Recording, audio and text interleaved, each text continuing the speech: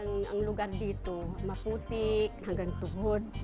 Tapos, pag nag-aaral ng mga anak namin, binibitbit namin yan, kinakalong, kinakarga, para lang ihatid doon sa kalsada. Masalimot ang bahay, light structure, may mga tagpi-tagping karton, plywood, at makikita mo ang mga tao wala, kumbaga, baliwala lang, mga nakakubad, walang mga trabaho, tambay, puro sugal, illegal.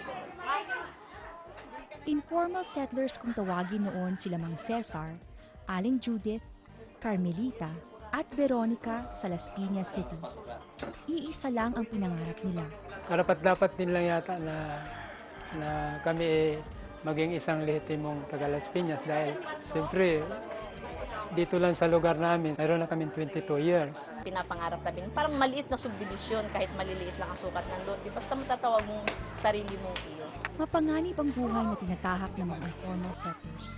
Nakita ito ni Mayor Nene Aguilar nang maupo siya bilang ama ng Las Piñas noong 1995. Nakita ko yung mga squatters na grabe, nagkalat. So, nakita ko yung paghihirap nila, and then yung kalye nila, yung mga hindi sila nakaayos.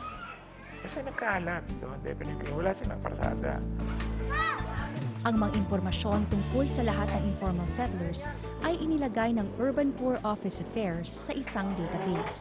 Out of 36,000 identified informal settlers in Las Piñas City, ang na-encode na namin ay nasa 27,000 plus. Isang click mo lang, alam mo kung nasaan yung tao. Tapos makita mo na yung data ng pamilya na yun. So, nakita namin mula dito, na-identify na namin yung mga needs.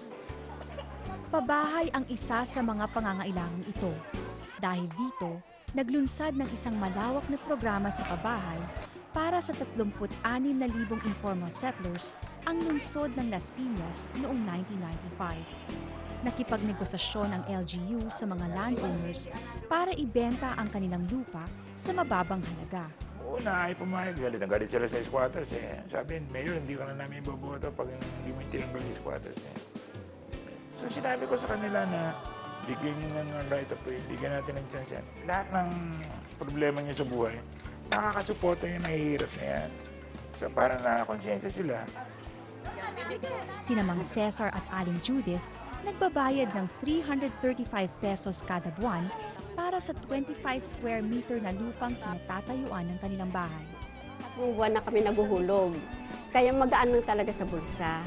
Hindi hirap, at least sa loob ng 25 years, mapasa amin na itong lugar na ito. Nakakatulog na kami ng hindi katulad dati na tulog manok. Mamaya at maya, konting kaluskos nagigising. Sa ngayon, mahigit na 23,000 pamilya na ang nagkaroon ng sariling bahay at lupa sa ilalim ng programang ito.